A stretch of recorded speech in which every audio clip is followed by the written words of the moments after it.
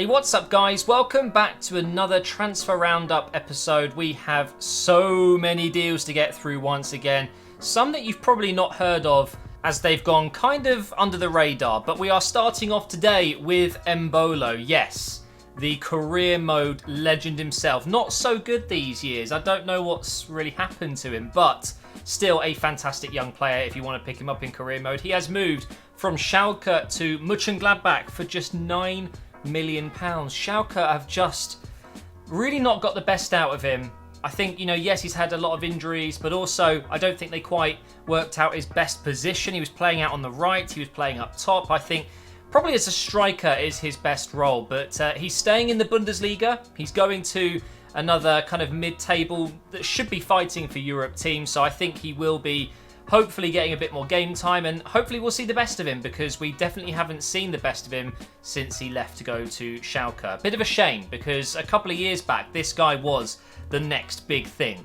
So this one was under the radar a little bit. We've got Bruma moving to PSV, or PSV, I think that's how you pronounce it over there in the Netherlands. Leipzig have sold him for just £13.5 million. I mean, that seems, I don't know, is it just me? Is it a little bit low? I think maybe that Bruma's a better player than 13.5 million would say. I don't know. I haven't seen enough of him. I know that he is highly regarded as one of those really tricky wingers, but clearly Leipzig think they can do better, and they've let him go relatively cheap. Now, what does this mean for players like Lozano at PSV? Is he potentially on his way out? Are they looking to replace him, or is this just simply a new signing to strengthen the squad? Let me know your thoughts, but Bruma is officially at PSV for less than 15 million. I mean, it's a pretty amazing deal. Another confirmed deal, we have Celtic spending 7.2 million on Julian from Toulouse, a massive centre-back. I think he's 6'5", maybe 6'6".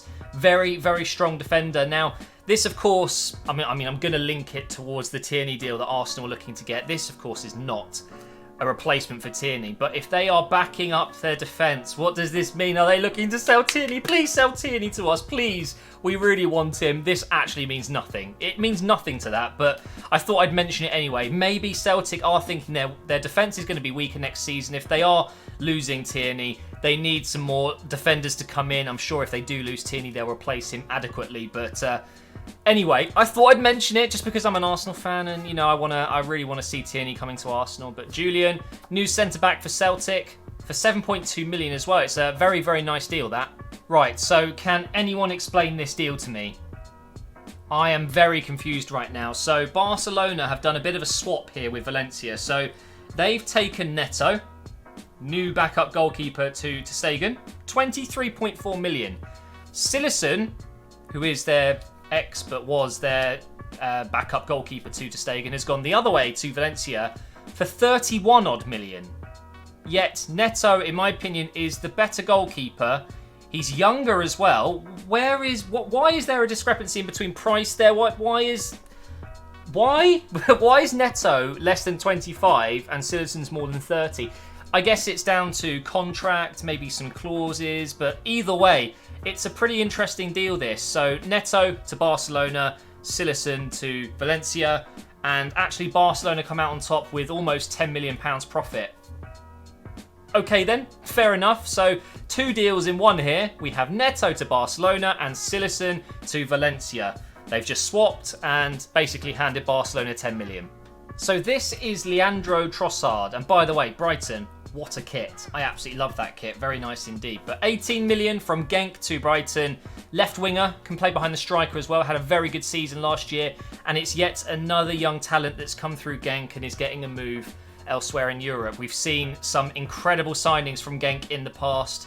And Didi is probably one of the best examples when he's gone to Leicester and done so well. And Bailey, who's gone to Leverkusen, he's done very well. Now we've got Trossard coming to the Premier League, and I think he could be a very good signing for Brighton, who I think will struggle next season. But for me, the biggest deal so far, this is huge for Everton. It really is. So they had Andre Gomez on loan from Barcelona last season. He was brilliant. He really was. He had a very, very good season. Everyone thought that he'd go back to Barcelona and try and get back in that team, but they've sold him. They've sold him for 22.5 million as well. There is a lot of clubs that need a player like him that, no disrespect Everton fans, but that they're bigger than Everton, right? He could have got into, I think, some much bigger teams. I mean, Tottenham, for example, although it looks like they're going to be signing Ndombele, however you want to say his name, they could have got him. They could have got Andre Gomez, and they were looking at him. But 22 million, I mean, that's absolutely crazy. Really, really good signing from Everton, and I'm excited to see him back in the Premier League because he was great to watch for Everton. He was their midfield maestro. Now, let's talk about Ajax because they're in the transfer news again. This time, finally, it's not De Ligt. They have brought in a winger. They've gone with Quincy Promes. I'm not actually 100% sure how you say his name properly, so forgive me for that. But this is an interesting one. Ajax, of course, they're potentially going to be losing Ziyech. I can't pronounce any of these names, it seems, but this could be the replacement. I feel like that if Ziyech is going, that this guy is coming in to replace him, and they're looking at 30 million or so for Ziyech, and they could be making a nice little profit here because they've only spent 14.1 million on Quincy, who I think is actually a very, very good player.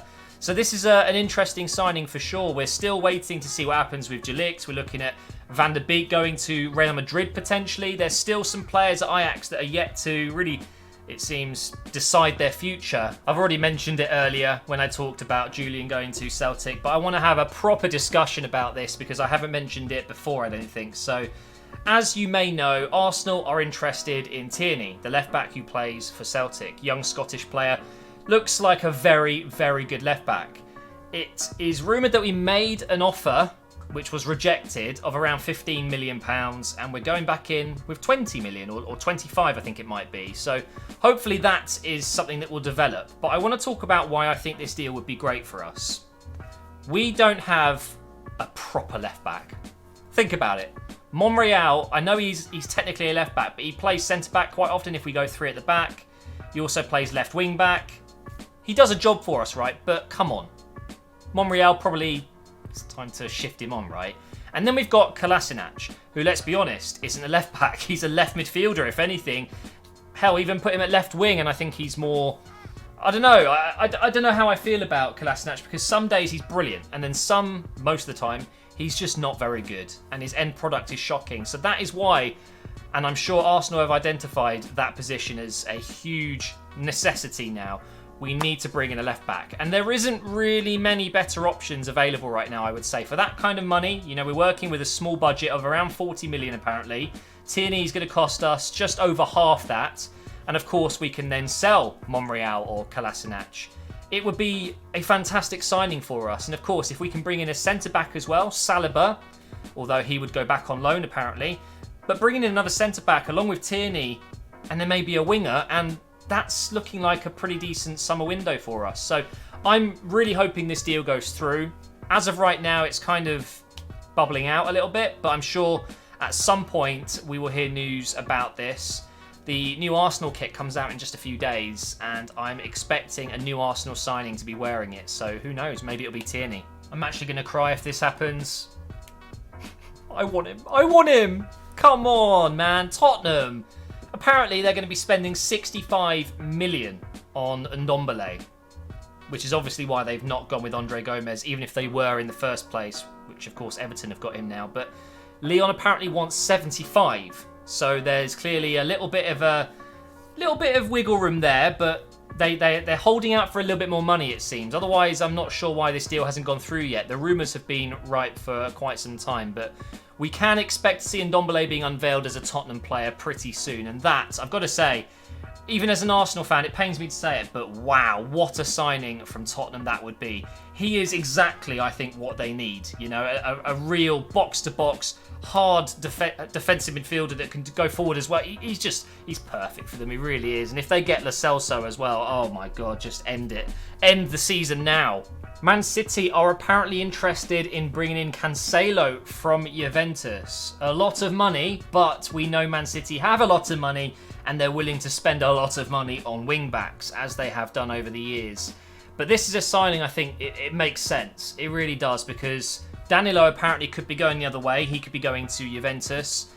Danilo, I'm not so sure he's really that great, but fair enough. Maybe Juventus see him as a backup and could do a good job. But Man City, when Walker's potentially not playing, maybe Walker's not up to the standard anymore that Pep wants. Cancelo is a very Pep player, I would say. He's very technical, really good down that wing with his passing, his crossing, and I think Cancelo would really do well in the Premier League. So this is definitely one to look out for. Please, Fenerbahce, please. He's such a great player. He'll be so good for you. Your defence will never be the same again. In a positive way, I promise. I promise. Just do whatever it takes. Sign Mustafi, okay? If you're offering 15, half it. It'll work. Please, just take him, please. Just someone put me out of my misery. Every Arsenal fan will be elated. Someone sign Mustafi. And to end this video, I just want to say, I stream a lot on Twitch at the moment. And Mustafi is, let's just say, he's a rather popular figure in my streams. And if you were wanting to join the Mustafi fan club, then please do check out my Twitch, where I will be streaming Football Manager and F1 over the next few days. The new F1 game just came out, so I'll be playing that. And that is going to wrap up today's Transfer Roundup video with some fantastic news. We could be selling him, finally. So please do check out my Twitch, guys. It's /officialmgh. There's a link down below. This video is brought to you by my Twitch channel. So thank you for watching, and I will see you guys for another episode of my Transfer Roundup very soon.